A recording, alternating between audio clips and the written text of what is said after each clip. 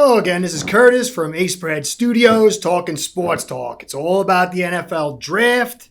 We're going to do some talking about the Miami Dolphins today. Miami Dolphins offensive line. Heading into this draft, it's still about the offensive line. Ereck Flowers was just traded. Dolphins are sitting at 6. They have Slater, possibility of Slater or Sewell. You know, I'm a big Pitts guy. I want Pitts maybe at 6, but this line, this offensive line with the movement of Ereck Flowers out after 1 year of a big contract makes this offensive line just turning again and again with uncertainty. It's got to end. It's got to end soon. We all remember it was the Pouncey, Albert, James, Tunsil powering that offensive line, the blocking scheme to get Jay Ajayi with 200 or 200-yard games in a row that propelled us to the playoffs. And it was gone. Injuries, broken apart. We got to see what a real offensive line can do. Dolphins have spent vast amount of resources over the last 10 years to fix the offensive line, and it's still continually at the bottom. It's got to end. Will it end this year? I don't know. I remember when I played junior college, I was running back. And just for some reason, I sat down and was watching the offensive linemen do the drills. And the coach was, going over the drills. And I just sat there. I was just watching. I'm like, man, this is really interesting stuff. Watching how they block, watching what they do, trying to put it in my head. And I saw the coach looking at me like, what is this running back doing over here? It was like an odd thing. But I really found enjoyment, especially obviously because everything that I was getting was coming through them. But, I wasn't savvy. I really wasn't savvy in the game at that point, just kind of like playing. But it started sticking into my head, the value, the nuances of the offensive line. Now, for you young kids, I didn't have a father. I didn't have anybody to really give me wisdom as far as coaching, as being a good player for the coaches. Anybody who plays football, it's crucial that you study the complementary positions that you're associated with. A linebackers, you understand the play of the defensive tackles, the defensive ends in front of you, so on and so on. And let your coaches see that you're interested. This is a very, very good thing, especially when you start getting to the college level. These are great, great things that coaches love to see. I probably would have made it into spring ball if it wasn't for me accidentally sitting down and start watching the offensive lineman. The offensive line coach said, oh, look at this kid. And that actually one little thing carried over for me to continue. So young players, understand it's a game. The coaches, they want to know you're valuable. This is a very important way to show you're valuable. Understanding complementary positions. Anyway, moving on. 2021 draft. 2021 season for the Miami Dolphins is all about Tua. And as much as I love Pitts at 6, and I'm not saying not to draft him if he falls there. I'm not saying to pick a lineman or whatever. But nothing will be as important to Tua's success, to the team's success, as getting this offensive line fixed. Not a running back, not a receiver, not a tight end, none of that. It's really all about this. Getting the offensive line intact. They weren't bad. Tua was one of the least blitzed quarterbacks in the league last year. Some of that was because they were finding weaknesses in his game. He had the least amount of pressure. The Dolphins' offensive line showed some ability to pass block, at times a good ability to pass block, sometimes not. We could just focus on Hunt at right tackle, just missing his swaps and switches, just really not letting so many blitzes through that really messed Tua up. He's young and a rookie. There's nothing, whatever. Move on. But that offensive line could not run block. I mean, literally couldn't. He had one run blocker on the team, which was Hunt. And he did it at a fairly good level. Austin Jackson was terrible. Ereck Flowers, who's gigantic, 6'6", 340. He had 2 or 3 critical holding penalties that really affected games. And then beyond that, he just struggled with his run blocking. At the center position, Karras did pretty good, but he's not here. Kinley wasn't good. Those Tyrannosaurus Rex arms, he was a big guy, but he needs to work on that. He couldn't run block. Jesse Davis couldn't run block.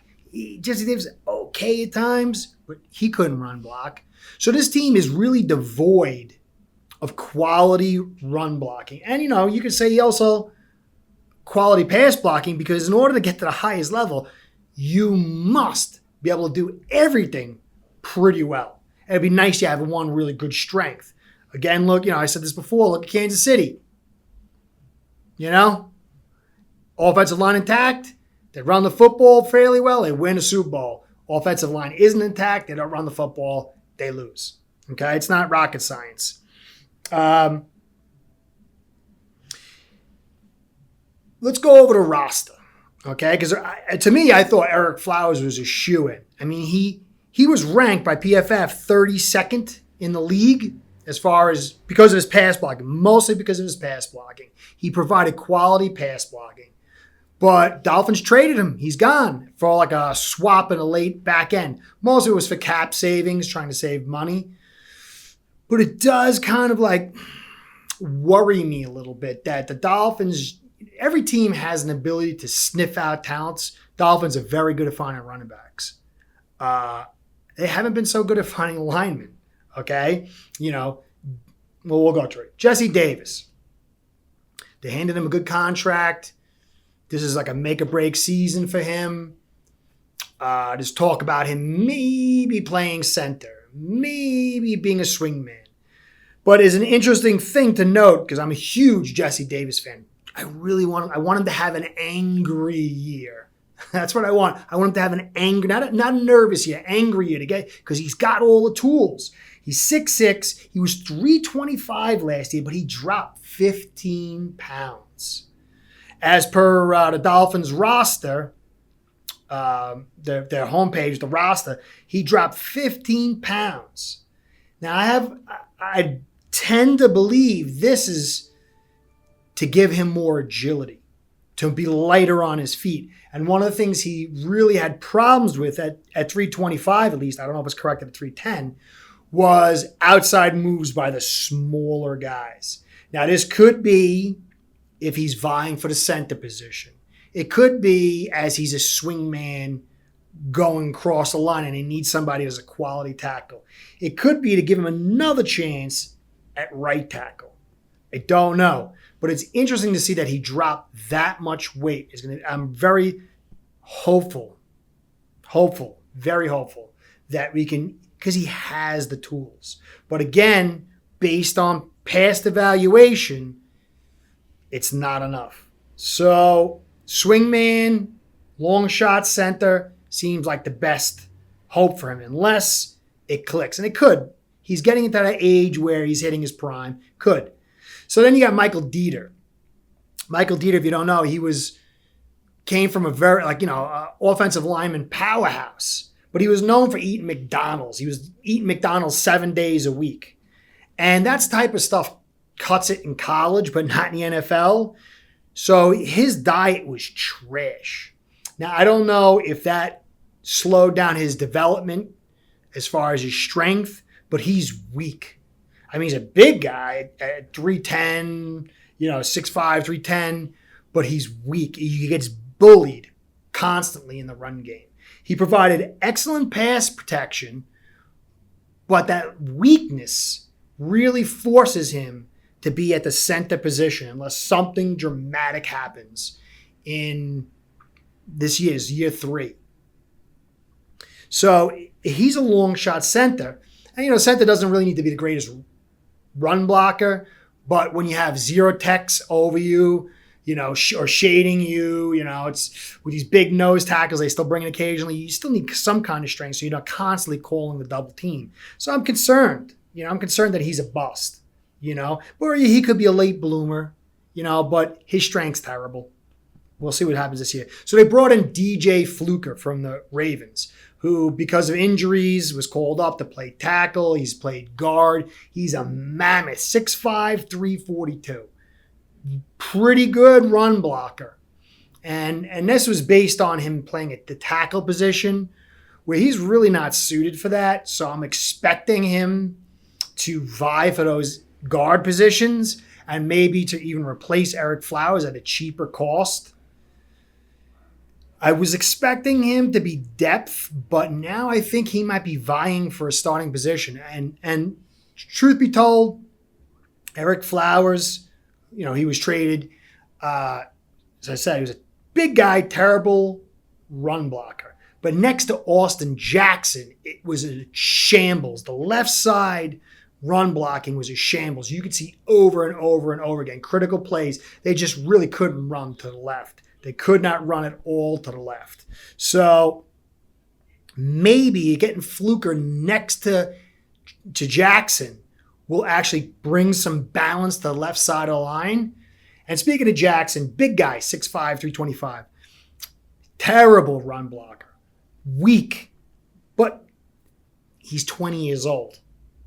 I've been lifting since I'm 15, 14, And so I've gone, now that I'm an old guy, I kind of know the whole arc of when your body really comes into its own. And for everybody, it's a little different. It depends. But at 20 years old, you don't have your man strength. 21 years old, it's going to be hard. Few people have that. 22, 23, he's going to start solidifying his body. So I can expect him to be a little stronger, a little more stout this year, but he's not going to hit his prime yet, it's understandable. He was agile enough to pick up the fast blitzers. That's what he was brought in for, okay? So I expect to see him grow, and I think by putting a really good run blocker next to him, that would bring some balance. And again, we have to worry about the center. We don't know who's going to play center. And then on the other side, you have Solomon Kinley and Hunt. Now, when they first started playing together, Kinley was the right guard, Hunt was the right tackle, and I saw really good things. I was very excited. I made a video about it. I was very, very excited. But each one has a weakness. Because, Kinley was taken in the 4th round and Hunt was taken in the 2nd round, they got weaknesses. I forgot who it was. I want to remember his name. It was the funniest thing. He said, Hunt has calves like my daughter, my 8-year-old daughter. And it's so true. So true. If you look at Hunt's, he's got a lot of physical talent, a lot of technical talent. But when you look at his legs, he's got these skinny, skinny calves, and his footwork gets out of sorts way too often. Now, it was said that when he was drafted, he could play tackle for a long time, or he could be a Pro Bowl guard. And I expect the Dolphins to move him inside. What does that say for Kinley? I don't know, but it's pretty clear. I mean, Hunt didn't do a terrible job. A lot of his errors were mental errors. You could check the Bills game. You could see he missed like 2 swaps. He instead of actually not swaps, he missed going inside out. There was a double blitz, and he was the only blocker, and it was a quick pass, and he took the outside guy and sent the inside guy, and it was 2 critical plays that were blown up. But this was like a common theme. So there's a lot of mental issues. But then there was footwork issues where he would drop and get his feet crossed. But I think if you bring him inside and you narrow his space and you take away him having to work, his footwork being to be so excellent, his weakness to be so excellent, he'll show great strength. So for me, I've been saying for a long time, Hunt needs to move inside to right guard. But then there'll be, then you'll have Fluker, Kinley, and Hunt battling out for 3 guard spots with maybe even Jesse Davis, but I don't think so. I think the weight drop really is saying center, some lucky center thing, or he's back up at tackle. Because at 310, his strength level is going to go down. And he was strong, just not aggressive enough. So I'm expecting a 3-man battle now of Fluker, Kinley, and Hunt. Okay? Then you have like Adam Pankey. He has just severe run block issues. They like him. They've kept him in. He's showed up and he's pass blocked well. Maybe he's a developmental player. Maybe he's another kind of like practice squad guy or maybe back end on the offensive line or maybe cut. Then they brought in Matt Skura. Now, Matt Skura was the center for the Ravens. He had some snapping issues. He had one good season in 2019. And that's about it. I don't really think you can bank on him either. Decent run blocker. But when you go across the line, that center position just keeps flashing red. There's nobody there. You have Cameron Tom and Tyler Gauthier, who we don't know anything about. They're two centers on the roster. Is it Deiter, Skura, Gauthier, Tom, and maybe Davis? I don't think Davis is going to play center. I think he's definitely tackle. But none of those really feel good. So the Dolphins are going to have to, I wouldn't say have to. It would seem like they're going to go for a center position at some point. But center is not going to be in the first round, maybe not even the second round, you know? So I personally me, I like the 18th pick. I like Tevin Jenkins for the Dolphins at 18. It's a little high maybe. You know, he gets projections of like the early 20s, 24 Steelers. But if you watch him play, and he was in the Senior Bowl where Flores was coaching, he's a run blocking monster. He run block, man. This is a guy that got his man strength early, unlike Jackson. You know, Jackson's the agile guy, and he's actually younger, 2-3 years younger. Tevin Jenkins has man strength early. And so, like, in my vision, when you remember Tua in college, he had a great run game. He runs the RPOs. Best way to get Tua confident again is to have, look at Lamar Jackson. Lamar Jackson came in, not the same kind of player, obviously, totally different, but they wanted to get him settled in. They wanted to give him the opportunity to win. They wanted to reboot him, sort of, okay? Give him a chance to get his feet underneath him. And they built a great run game around him. So you could have Tevin Jenkins at 18, which I'm not really a lot of people are high on DNs at that point. I'm really not. People want Najee Harris at 18, which I think the guy's a good player, but 6'2", tall player, power runner, limited movement skills with the Dolphins offensive line. Look at it. Jay Ajayi, Balaj. I mean, obviously not the same talent level, but those bigger guys, those taller guys with limited movement skills were devoured Howard last year, devoured by our poor run blocking. So, yeah, maybe if we put the line together in a year or 2 or 3, Harris can really shine. To me, I want him one more. I like Williams better in the second round.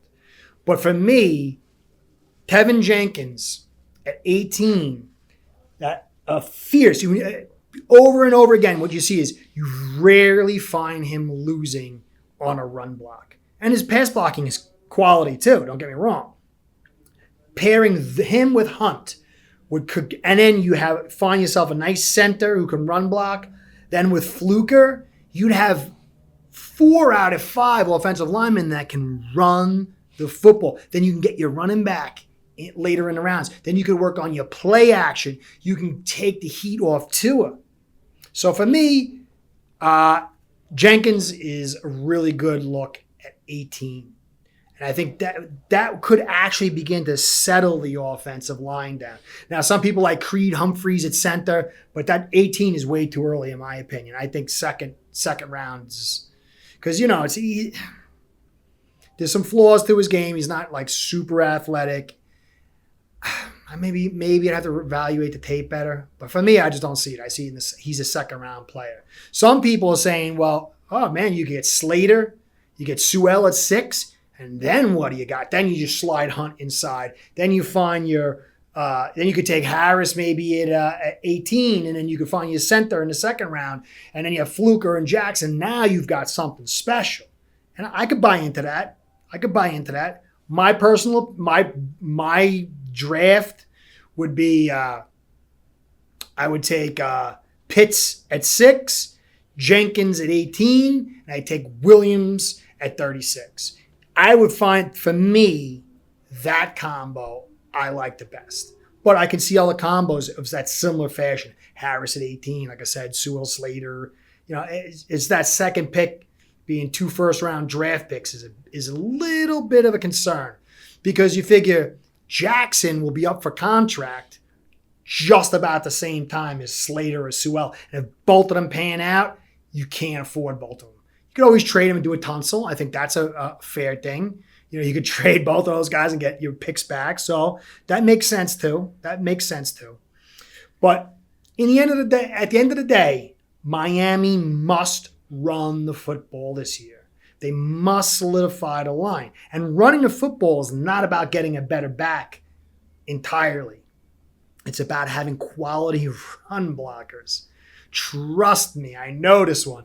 No run blocking unless you're a Barry Sanders or Walter Payton or Jim Brown or, some ultra elite running back, you're going nowhere. And Harris is not ultra elite. He's not. None of the running backs in this draft are ultra elite, okay? None of them. They're good, maybe even very good if they'll turn out. None of them are ultra elite. None of them will lift the offensive line from the ground from the poor run blocking. But if we can get some serious run blocking, we could find a good back at that 36 pick.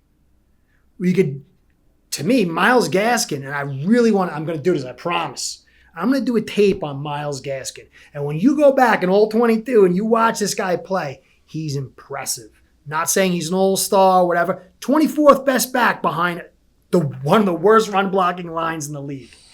You got to see this guy in the super slow-mo. See the little moves he's making, all the little things.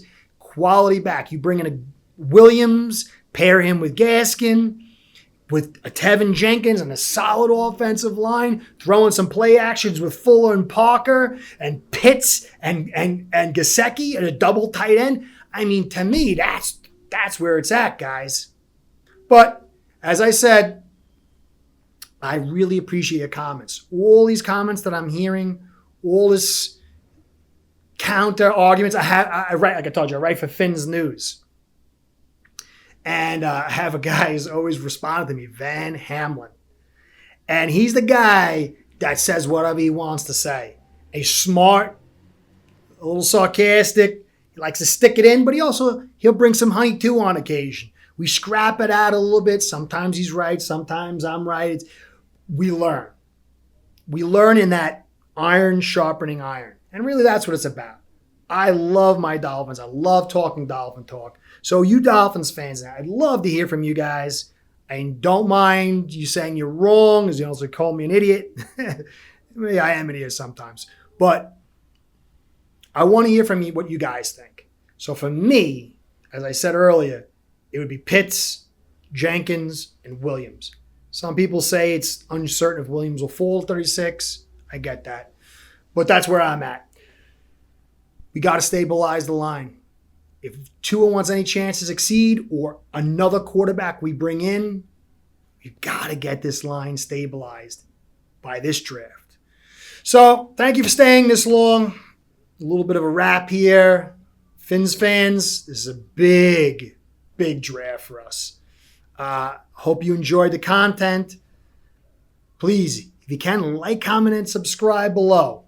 Comment. I really love commenting. You see, I'm answering all the comments I can. And I really have learned a lot from a bunch of you guys. Appreciate it. Thank you again. See you for the draft.